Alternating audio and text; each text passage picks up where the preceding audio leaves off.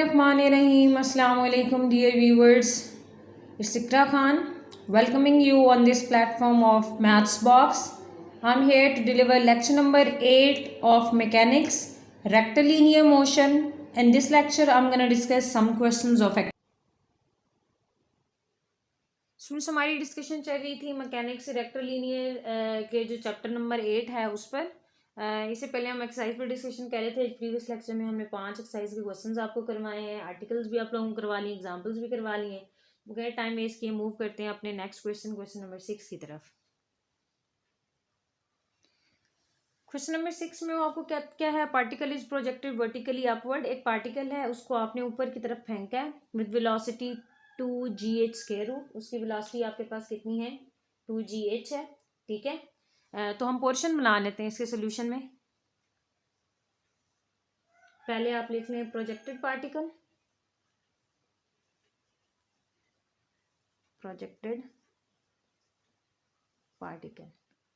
तो projected particle के लिए जो आपका डाटा है वो कहता है कि ऊपर फेंका है। अगर किसी चीज को आपने ऊपर फेंका है और तो फिर आपकी इनिशियल वेलोसिटी उसने दे रखी है, और जो चीज ऊपर जाती है याद रखिएगा उसकी फाइनल वेलोसिटी आपके पास 0 होती है। क्या होती है? फाइनल वेलोसिटी 0 होती है। और ग्रेविटी आप क्या लेते हैं, एक्सेलरेशन ड्यू टू ग्रेविटी आपके पास नेगेटिव होती है, याद रखनी है। जब भी बॉडी ऊपर जाएगी तो इसका मतलब है आपकी फाइनल वेलोसिटी 0 होगी और एक्सेलरेशन ड्यू टू ग्रेविटी आप नेगेटिव कंसीडर करेंगे। आगे कहता है another is let fall from the height h। और एक दूसरा पार्टिकल है, उसको ऊपर से नीचे फेंका गया, हाइट h पर था, उसको ऊपर से नीचे उसी टाइम में फेंका गया। जब एक पार्टिकल को नीचे से ऊपर फेंका गया उसी टाइम में ऊपर से एक पार्टिकल नीचे की तरफ फेंका गया। तो यहाँ पर दूसरा हम लोग बना लेते हैं फॉलिंग पार्टिकल का डाटा। ठीक है, फॉलिंग पार्टिकल। अच्छा, अब बॉडी ऊपर से नीचे आ रही है, ऊपर से नीचे आ रही है तो इसका मतलब क्या है कि उसकी आपके पास इनिशियल वेलोसिटी 0 है। यहां पर फाइनल वेलोसिटी 0 थी, क्योंकि फाइनल वेलोसिटी 0 होगी तो वो किसी जगह पर स्टॉप होगी और फिर वापस आएगी। यहां पर अब ऊपर से नीचे आ रही है तो इसका मतलब है उसकी इनिशियल वेलोसिटी क्या थी, u किसके इक्वल थी, 0 के इक्वल थी। और ऊपर से नीचे आ रही है तो इस पार्टिकल के लिए आपने g पॉजिटिव लेना है, इसके लिए नेगेटिव लिया था, इसके लिए आपने पॉजिटिव लेना है। कहता है find the height of the particle where they meet each other. आपने ये बताना है कि एक पार्टिकल नीचे से ऊपर जा रहा है और एक पार्टिकल ऊपर से नीचे आ रहा है, तो वो आपने वो हाइट बतानी है जिस पॉइंट पर वो दोनों एक दूसरे को मीट करेंगे। क्या करेंगे? एक दूसरे को मीट करेंगे। तो इसके लिए हम लोग यूज कर लेते हैं, वो इसके लिए डिस्टेंस है।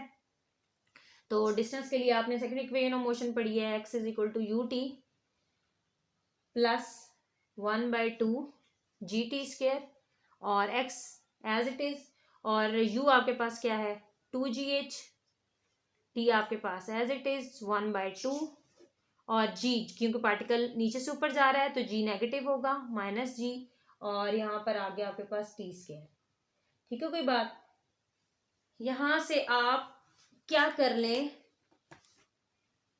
इसको इक्वेशन नंबर 1 कह के स्टॉप कर दें। सेम डिस्कशन इस पार्टिकल पे करें।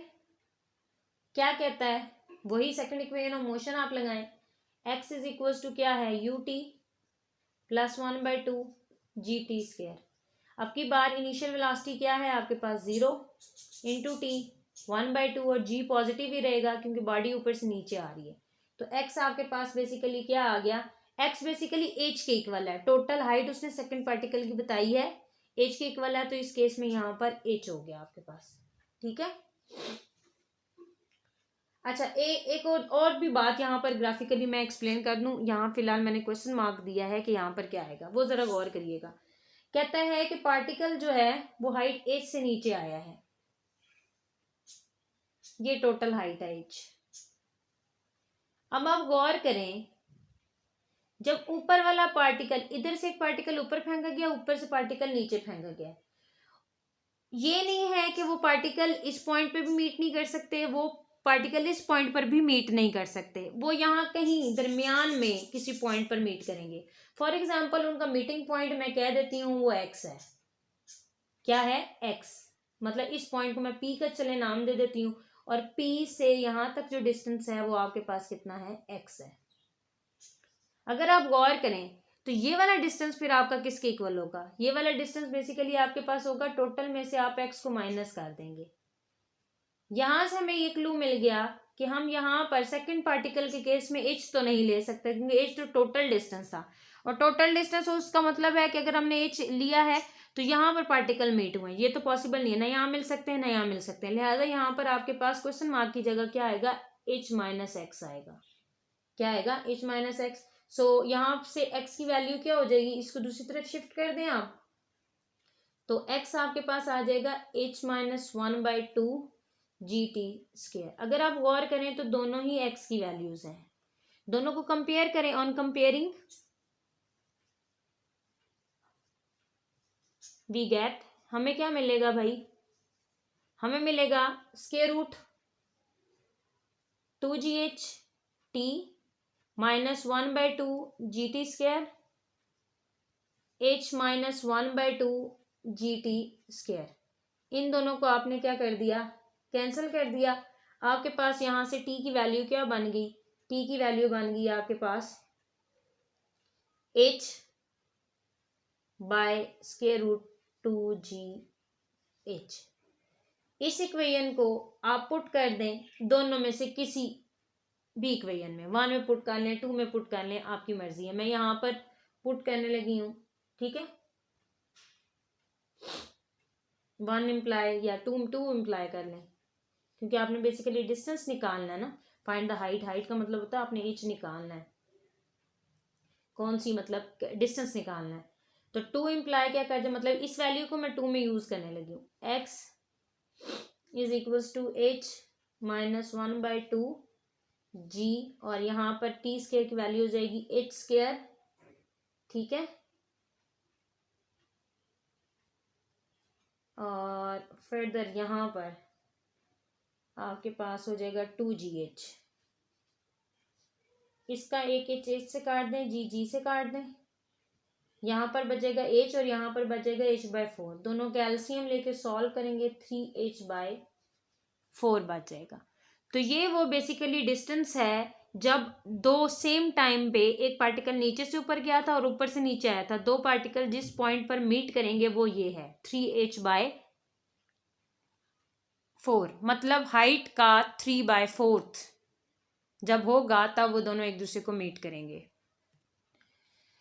क्वेश्चन नंबर 7 आपको क्या कहता है, इंपॉर्टेंट क्वेश्चन है, कहता है 2 particles are projected simultaneously vertically upward direction, 2 particles को आपने इकट्ठा भेजा है साइमल्टेनियसली, वन एक के बाद दिगरे, इसका मतलब होता है वन आफ्टर द अदर, के वेलोसिटीज जब उनकी थी पहले वाले पार्टिकल की 2GH और दूसरे वाले की 2KH, और फर्दर आपको कहता है k ग्रेटर देन h है, के क्या है वो ग्रेटर देन h है, दो पार्टिकल्स उठेंगे। आफ्टर टाइम t, कुछ टाइम के बाद, when 2 particles are still in flight, जब दोनों पार्टिकल ऊपर मूव कर रहे थे, अभी तक किसी पोजीशन में थे, वापस नहीं आए, ठीक है ना, स्टॉप किया है, ऊपर ही फ्लाइट में थे, अनदर पार्टिकल इज प्रोजेक्टेड, तो एक तीसरा पार्टिकल भेजा गया है नीचे से विद वेलोसिटी, किस वेलोसिटी से, u वेलोसिटी से।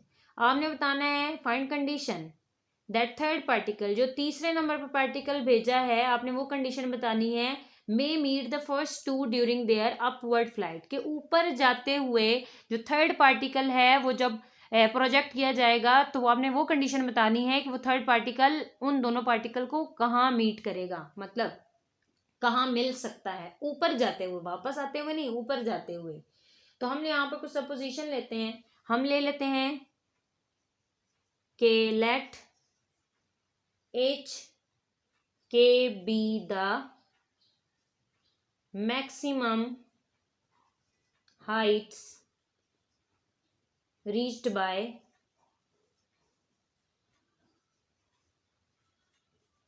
particles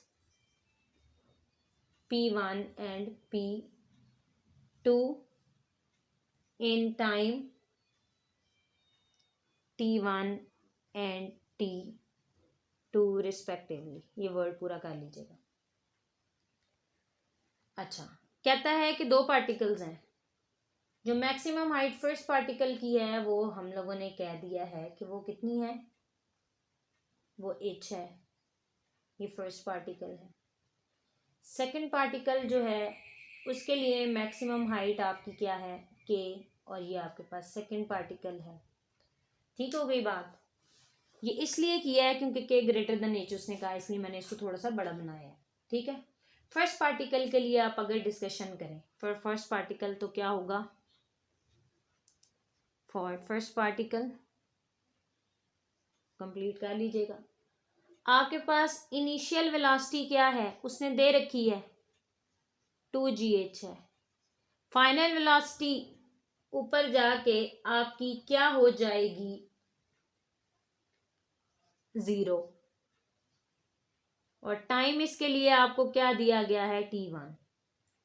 तो इक्वेशन ऑफ मोशन फर्स्ट अगर लगाएंगे u प्लस at, तो आपको पता है u v 0 है, u आपके पास 2gh है, ऊपर जा रही है तो a माइनस जी से रिप्लेस होगा और t t1 से रिप्लेस होगा। यहां से t1 की वैल्यू आपके पास बेसिकली आ जाएगी क्या, 2h/g। ये फर्स्ट पार्टिकल के लिए हुआ है। फिर सेकंड पार्टिकल यही काम करेंगे। फिर सेकंड पार्टिकल आपके पास क्या होगा भाई, आपके पास इनिशियल वेलोसिटी क्या है, सिमिलरली में बेशक आप डाल लें कि वो 2gh था, तो टाइम t1 आपके पास 2h/g आ गया है। जब आप सेकंड पार्टिकल के लिए करेंगे तो आपके पास वैल्यू क्या बनेगी, x बेसिकली यहाँ पर आपके पास h है। अच्छा, सेकंड पार्टिकल के लिए सिमिलरली मैं अगर कर दूं, आप खुद कर लीजिएगा, सिमिलरली t2 आपके पास क्या आ गया, वो आ जाएगा 2k/g। वही सारा डाटा लिखेंगे, बस यहाँ पर 2g आ जाएगा और t1 की जगह t2 आ जाएगा, तो t2 आपने ये फाइंड आउट कर लिया। अच्छा, अब जरा ये गौर करिएगा कि आपके पास t1 है वो लेस देन t2 है। जो फर्स्ट पार्टिकल है उसको मैक्सिमम हाइट अटेन करने के मतलब यहाँ से यहाँ तक जाने के लिए t1 लगी है, बात टाइम लगा है। सेकंड पार्टिकल को यहाँ से यहाँ तक जाने में t2 लगा है, तो ऑब्वियसली किसका डिस्टेंस ज्यादा है, डिस्टेंस k का ज्यादा है। ठीक है, तो लिहाजा टाइम भी उसको ज्यादा लगेगा। यहाँ पर आप रीजन लिख दें, since h less than k या k ग्रेटर देन h है। ठीक है, कुछ टाइम के बाद थर्ड पार्टिकल गया है ऊपर। ठीक है, after some time t the third particle p3 is projected, और उसकी वेलोसिटी आपके पास कितनी है, उसकी इनिशियल वेलोसिटी उसने दे रखी है, कितनी है, u है। अच्छा, अब क्या, since p3 should meet particle, उसने कहा है कि उनको मिलना चाहिए, तो हम कह सकते हैं p3 should meet particle p1 and p2 during their upward motion, so t must be less than the shorter time period of p1 and p2। ये बात अब क्या है, जरा ये देखिएगा, उर्दू में बता रही हूँ कि वो कहता है कि जो t1 है, इसको यहां तक आते वक्त, इस पार्टिकल को यहां पर आते हुए कितना टाइम लगा है, t1। इस पार्टिकल को इस पॉइंट तक पहुंचते हुए कितना टाइम लगा है, t2। वो कहता है कि अगर मैंने क्या करना है, तीसरे पार्टिकल को इनकी फ्लाइट के दौरान इनको मीट करवाना है, और थर्ड पार्टिकल का टाइम मेरे पास अगर t है, तो वो तब ही पॉसिबल है जब t लेस देन t1 होगा।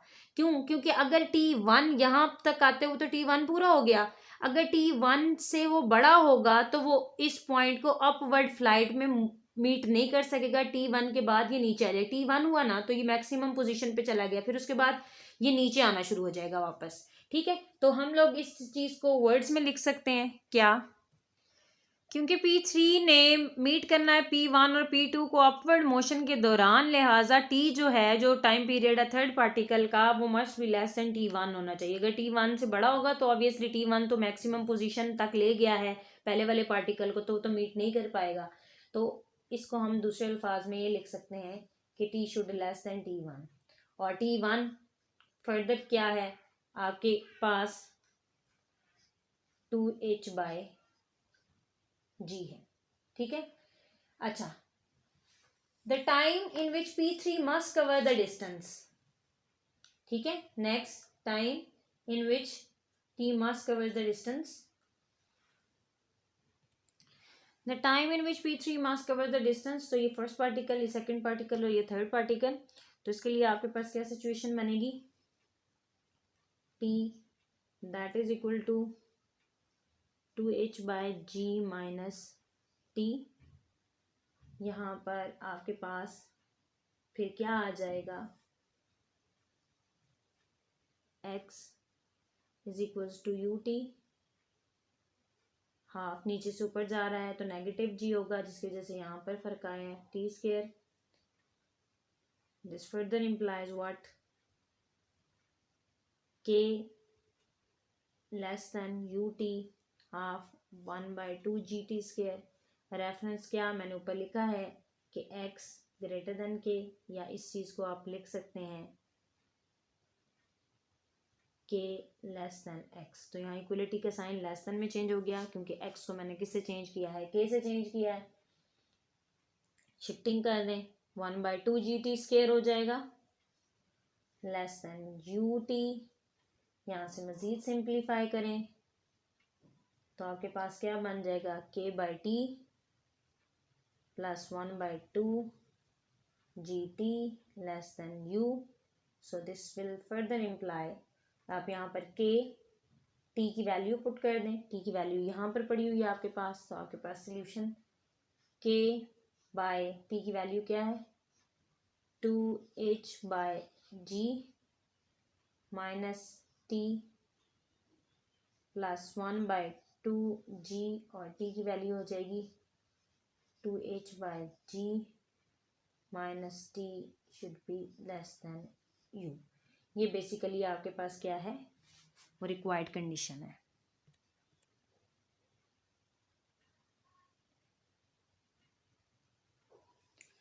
आई थिंक सो रिकॉर्ड हुआ है या नहीं, अब मेरे आप चेक कर लीजिएगा बाद में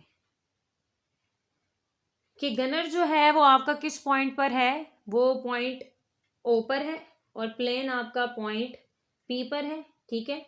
और वो गनर कहता है कि प्लेन उसको अप्रोच कर रहा है, अगर प्लेन उसको अप्रोच कर रहा है तो उसकी डायरेक्शन ये होगी। और टाइम t1 जो यहाँ से उसने फायर किया है उसको पॉइंट ए तक जाने देते, जो टाइम लगेगा वो t1 कह रही हूँ, और जो प्लेन को पॉइंट ए तक आते हुए टाइम लगेगा वो क्या कह रही हूँ, t2 कह रही हूँ, ठीक है। यहाँ से जो गोली जाएगी ए तक वो t1 होगी, और जो प्लेन यहाँ पर आएगा वो t2 होगी। दो तरह के मोशंस हैं, एक मोशन है आपका मोशन ऑफ शेल, तो पहले हम डिस्कस करते हैं मोशन ऑफ शेल, ठीक है। अच्छा, अब जरा देखिएगा कि आपके पास सेकंड इक्वेशन ऑफ मोशन क्या होती है, x is equal to u t 1/2 g t square, x is equal to u, और ये वाला मोशन है यहाँ से यहाँ तक, तो इसके लिए टाइम मैंने नॉमिनेट किया है t1। बेशक आप लिख लीजिएगा let t1 be the time of shell to reach from o to a, ठीक है। तो फिर यहाँ पर t1, और यहाँ पर g ऊपर की तरफ जा रहा है तो g क्या हो जाएगा, नेगेटिव, जिसकी वजह से -1/2 g, और यहाँ पर t1 का स्क्वायर हो जाएगा। अच्छा, इसको मैं मजीद सिंप्लीफाई करूँ और अरेंज कर लूँ ताकि मैं इसको क्वाड्रेटिक इक्वेशन बना सकूँ, तो वो मेरे पास बन जाएगी gt1 का स्क्वायर माइनस 2ut1 और प्लस 2x। एक और बात जरा यहाँ गौर करिएगा कि जो डिस्टेंस यूज हुआ है वो x नहीं है, इस केस में क्या है k, लिहाजा यहाँ पर k आएगा और यहाँ पर भी क्या आ जाएगा आपके पास k। ये आपके पास क्वाड्रेटिक इक्वेशन है t1 में, तो इसको क्वाड्रेटिक फार्मूला से सॉल्व किया जा सकता है। 2u plus minus b square हो जाएगा आपके पास 4 स्क्वायर, और 4ac आपके पास हो जाएगा 8gk, और बाय में आपके पास 2a की जगह 2g बन जाएगा, ठीक हो गई बात। अब इसी तरीके से आपने दूसरा मोशन किसका डिस्कस करना है, मोशन ऑफ प्लेन। किसका मोशन, मोशन ऑफ प्लेन। अच्छा, अब प्लेन को जो पॉइंट P से A तक आते वक्त टाइम लगा है वो t2 लगा है, ठीक है। तो ये हॉरिजॉन्टल डिस्टेंस है, ठीक है। हॉरिजॉन्टल डिस्टेंस के लिए आप s is equal to v t का इस्तेमाल करते हैं, प्रीवियस लेक्चर में भी डिस्कस किया गया। तो अब की बार प्लेन के लिए s मतलब डिस्टेंस कितना है h, तो यहाँ पर आ जाएगा h, ठीक है। और v एज इट इज, और टाइम उसको क्या हमने मेंशन किया हुआ है कि प्लेन को पॉइंट P से A तक आते हुए टाइम रिक्वायर्ड होगा t2, तो यहाँ से आपके पास t2 की वैल्यू आ गई, वो बेसिकली h/v हो गई। अच्छा, अब उसने कहा है कि आपने वो कंडीशन बतानी है या वो टाइम बताना है जब प्लेन क्या करे, प्लेन को वो गन से जो उसने फायर किया है वो हिट करे। Shell will hit the plane if, कब, जब T2 माइनस T1 हो। क्या, यहां पर लिख लें, shell will hit the plane, वो प्लेन को हिट करेगा कब, T2 को आप T1 से माइनस करेंगे। T2 आपके पास है h/v माइनस T1 आपके पास है क्या, 2 कॉमन लेके कैंसलाइजेशन करने के बाद अंदर और बाहर जो चीज़ें बचेंगी वो u प्लस माइनस, यहाँ पर आ जाएगा u स्क्वायर, यहाँ पर आपके पास आ जाएगा 2gk और बाय में आपके पास आ जाएगा g। ये आपके पास टाइम, उसने कहा था कि find time when he should fire, इस टाइम पर उसको फायर करना चाहिए तब प्लेन को उसका निशाना लगेगा, अदरवाइज नहीं। फर्दर उसने कहा था कंडीशंस ऑन यू पर क्या कंडीशन होनी चाहिए, the shell will hit the plane at A if the time has real values, अगर यहाँ पर रियल वैल्यूज आएंगी तो आपके पास वो हिट करेगा, अगर इमेजिनरी, ये डिस्क्रिमिनेंट होता है ना, ये अगर रियल होगा तब वो हिट करेगा, अदरवाइज नहीं। तो यहां पर लिख लेते हैं the shell will hit plane at A if time has real value, time की कौन सी वैल्यू आपके पास आए, अगर रियल वैल्यू होगी तब हिट करेगा, अदरवाइज वो हिट नहीं करेगा। और उसके लिए आपको क्या होना चाहिए, आपके पास ये जो डिस्क्रिमिनेंट है वो ग्रेटर देन क्या होना चाहिए, ग्रेटर एंड इक्वल टू 0 होना चाहिए। और यहां से जब आप स्क्वायर रूट स्क्वायर लेंगे दोनों तरफ, तो आपके पास क्या हो जाएगा, u square minus 2gk greater and equal to 0, और वहां से आप यू को अगर सेपरेट करेंगे तो यू स्क्वायर ग्रेटर देन क्या होना चाहिए, 2gk। तो ये कंडीशन आपने किस पर फाइंड आउट कर ली है, ये बेसिकली कंडीशन आपने यू पर फाइंड आउट कर ली कि यू अगर ये होगी तो तब आप जो यहाँ से गन से फायर करेंगे वो प्लेन जो यहाँ आ रहा है उसको जाके पॉइंट ए पर हिट करेगी, अदरवाइज नहीं करेगी। क्वेश्चन नंबर 9 में वो आपको कह रहा है particle is projected vertically upward, एक पार्टिकल को आपने प्रोजेक्ट किया upward, after some time t another particle is sent up from the same point, उसी पॉइंट से कुछ टाइम के बाद एक और पार्टिकल भेजा गया है सेम पॉइंट से विद सेम वेलोसिटी, उसी वेलोसिटी के साथ, and meets the first particle at height h, जो सेकंड पार्टिकल भेजा गया वो फर्स्ट पार्टिकल को मीट करता है किस पॉइंट पर, h पॉइंट पर, during the downward flight of first. मतलब ये अगर आपके पास पार्टिकल है, ठीक है, फिर मैंने इसको रेज कर देना, ये h हाइट है यहां से यहां तक, फर्स्ट पार्टिकल जो है ये मीटिंग पॉइंट है ये वाला, और जो फर्स्ट पार्टिकल है वो उसने तब इसको मीट किया है जब वो ऊपर से नीचे आ रहा था ऐसे, इस जगह पर, ठीक है। मतलब ये पार्टिकल सेकंड पार्टिकल यहां से हो गया यहां पर, और दूसरा पार्टिकल जो पहले फेंका गया था वो ऊपर से नीचे आते वक्त इस पॉइंट पर मीट किए हैं, ठीक है। तो आपने बताना है क्या है, find the velocity of projection, तो आपने ये बताना है कि उसकी प्रोजेक्शन की टाइम वेलोसिटी क्या होनी चाहिए कि ये सिचुएशन हो। चलें, तो हम कह सकते हैं लेट टाइम टी भी जो है वो टाइम है taken by the two particle to meet at a height h, तो सोल्यूशन इसका लिख लेते हैं, let t be time when particles, जब पार्टिकल्स क्या करेंगे, मीट करेंगे एट हाइट h, कौन सी हाइट पर, h हाइट पर। तो x आपके पास किसके इक्वल होता है, that is basically equal to u t, upward motion है तो माइनस जी आएगा, जिसकी वजह से इक्वेशन में यहाँ ये चेंजेस आएंगी, ठीक है। इसको आप देखिएगा, x किससे चेंज हो गया है, h से चेंज हो गया, 2 को मैंने यहाँ मल्टीप्लाई कर दिया, यू टी माइनस जी टी स्क्वायर, इसको मैं मजीद अरेंज कर लूँ तो टाइम जो है बेसिकली यहाँ, चले आपने स्मॉल टी लिख लिया है, कोई मसला नहीं है, आप कैपिटल टी लिखना चाहते हैं कैपिटल टी लिख लें, कोई मसला नहीं है। तो यहाँ इसको अगर आप देखें तो ये क्वाड्रेटिक इक्वेशन किस में बन चुकी है, this is quadratic equation in T. तो टी का क्वाड्रेटिक फार्मूला लगाया जाएगा, तो यू टी प्लस क्या आ जाएगा 4u² माइनस 8gh, और बाय में आपके पास क्या आ जाएगा, बाय में आ जाएगा 2g। ठीक है, तो सादी टेढ़ी लाइन लग गई है, ये नहीं। ओके होगी बात।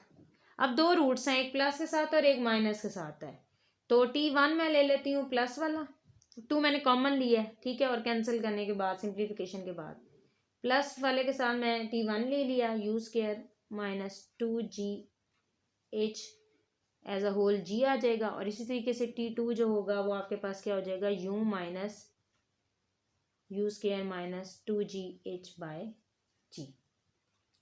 Time taken by first flight during the downward, ये फर्स्ट फ्लाइट का है ड्यूरिंग द डाउनवर्ड मोशन, ठीक है। And time taken by second particle to reach at it during upward motion, ये याद रखना है आपने। t1 मैंने ये टाइम क्या लिख लिया है, this is a time taken by first particle, और फर्स्ट पार्टिकल का टाइम तब to reach the point A, ये पॉइंट चले मैं इसको ए का नाम दे देती हूँ, इस पॉइंट ए तक आने के लिए ड्यूरिंग द डाउनवर्ड मोशन, और ये जो है this is the time taken by second particle to reach at point A during upward motion, ठीक है। ये आपने याद रखने हैं, दो रूट्स मैंने लिए हैं। तो जब उनको मीट करना चाहिए, ऑब्वियसली कब मीट करना चाहिए, जब टी आपके पास किसके इक्वल हो, चले कैपिटल टी कर लेते हैं, जो इनका डिफरेंस होगा वो t माइनस 1 माइनस t2, वो आ जाएगा u plus square root u² minus 2gh by g, ठीक है। इसको मैं इरेज कर रही हूँ, there is no need any more, no need of this picture, so I removed it, 2gh by g। Okay, इसको सिंप्लीफाई कर लें, ये दोनों कैंसिल हो जाएंगे, ये ट्वाइस टाइम हो जाएगा, u² माइनस 2gh बाय आ गया g, स्क्वेयरिंग ले लें, ये आपके पास क्या है t, तो आपके पास आ जाएगा, ये मल्टीप्लाई होगा तो आपके पास g² t² और ये 2 का क्या बन जाएगा 4, और यहाँ पर आपके पास u² माइनस 2gh होगा। आपने u बेसिकली निकालना है वेलोसिटी, ठीक है, प्रोजेक्शन की, तो वो इनिशियल वेलोसिटी होती है जो u है, तो u को आप अगर सेपरेट करें तो वो आपके पास क्या हो जाएगा g² t² bye 4 plus 2gh, separate करने के बाद जब आप स्क्वायर रूट लेंगे तो u आपके पास कुछ ये जनरेट करेगा g² t² प्लस 8gh, और बाय में आपके पास 4 का स्क्वायर रूट सॉल्व होके क्या बन जाएगा 2। तो ये आपके पास इनिशियल वेलोसिटी होनी चाहिए। क्वेश्चन नंबर 10 को देखें तो वो कहते हैं discuss the motion of the particle moving in a straight line if it starts from rest, अगर उसने रेस्ट से स्टार्ट किया है, ठीक है, at t is equal to 0 and its acceleration is equal to t power n। तो इसका solution हमने सॉल्व कर लेते हैं। एक्सेलरेशन जब टाइम डिपेंडेंट होगी तो dv बाई dt, एक्सेलरेशन आपके पास बेसिकली किसके इक्वल है, tn के इक्वल है, dv by dt, separable form बना लें और इंटीग्रेट कर लें, ठीक हो गई बात। यहाँ पर इसका इंटीग्रल आ जाएगा n+1 बाय में आ जाएगा, और यहाँ पर ये v, और साथ में इस तरफ आप कोई कांस्टेंट ऐड कर दें, लिहाजा आपके पास v वेलोसिटी क्या बन गई tn+1 bye n+1 plus a, इसको आप इक्वेशन नंबर 1 कह दें। और जब इनिशियली आपके पास क्या था, जब आपके पास t0 था तो आपके पास वेलोसिटी भी 0 थी, क्योंकि उसने कहा है क्या रेस्ट पर थी, ठीक है।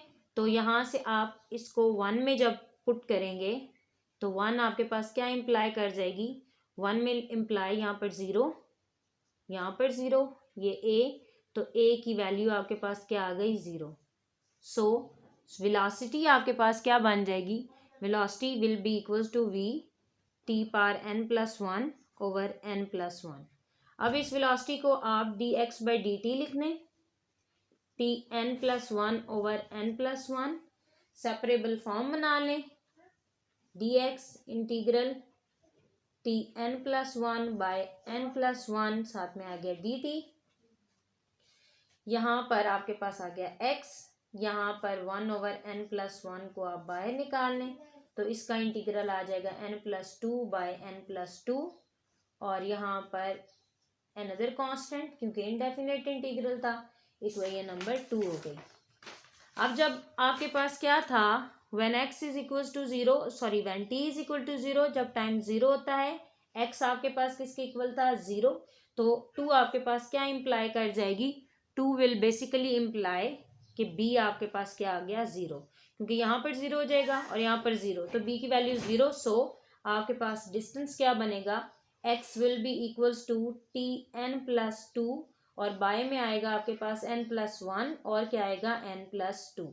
ये तो आपने तब मोशन डिस्कस किया है जब आपके पास एक्सेलरेशन टाइम पे डिपेंड कर रही थी, ठीक है।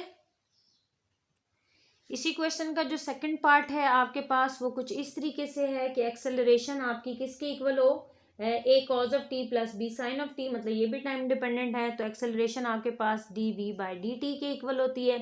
तो आप इस एक्सेलरेशन की वैल्यू पुट कर लें, a cos of t ये क्वेश्चन में दी गई है, b sin of t, और आपने इसको सेपरेबल फॉर्म में कन्वर्ट कर लिया। यहाँ पर आपके पास आंसर आ गया v इज इक्वल टू, इसका v आ गया और इसका आ जाएगा a sin of t, और यहाँ पर minus b cos of t, और साथ में कांस्टेंट a आएगा, name it as equation number 1। Initial conditions को यूज करें। इनिशियल कंडीशंस क्या हैं, when t is equal to 0, तो v आपके पास किसके इक्वल होता है, 0 के, तो इक्वेशन 1 क्या इम्प्लाई कर जाएगी, इट विल इम्प्लाई ए 0। यहाँ पर आप 0 पुट करेंगे तो वो 0, और ये minus b plus a, so a की वैल्यू आपके पास क्या आ गई, b। तो आपके पास वेलोसिटी क्या बन जाएगी, velocity will basically equals to a sine of t minus b cos of t, और साथ में प्लस b आ गया। अब इस चीज़ को फर्दर आप क्या लिख सकते हैं, dx/dt a sine of t minus b cos of t,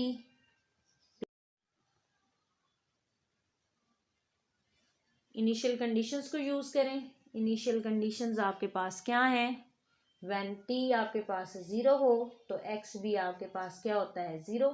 जब यहाँ पुट करेंगे तो ये आपके पास आ चुका है 0, यहाँ पुट करेंगे तो माइनस है, ये 0 ये 0, तो b की वैल्यू आपके पास आ जाएगी a। तो इसको जब आप सेकंड इक्वेशन में पुट करेंगे तो आपके पास डिस्टेंस आ जाएगा x is equal to minus a cos of t minus b sine of t plus bt और प्लस a। यहाँ से आप कॉमन ले सकते हैं, a अगर आपने कॉमन लिया इसमें से और इसमें से, 1 माइनस कॉज ऑफ t बच गया। यहाँ से आप b कॉमन ले लें तो आपके पास t minus sine of t बच जाएगा।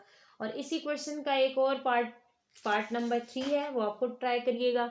अगर क्वेश्चन सॉल्व नहीं होगा तो आप कमेंट सेक्शन में आके उस क्वेश्चन को पूछ सकते हैं, इंशाल्लाह वो भी आपको वीडियोस में सेंड कर दिया जाएगा। First you have to try that yourself. Dear students, तो ये था आपके पास नेक्स्ट लेक्चर रेक्टिलिनियर मोशन का एक्सरसाइज के क्वेश्चन से रिलेटेड। उम्मीद है आज का लेक्चर क्लियर हुआ होगा। फिर भी अगर कोई दिक्कत हो तो कमेंट सेक्शन में आ सकते हैं, इंशाल्लाह आपकी प्रॉब्लम को बेहतर तरीके से सॉर्ट आउट किया जाएगा। अपना बहुत ज़्यादा ख्याल रखें, हमें दुआ में याद रखें। अल्लाह हाफ़िज़।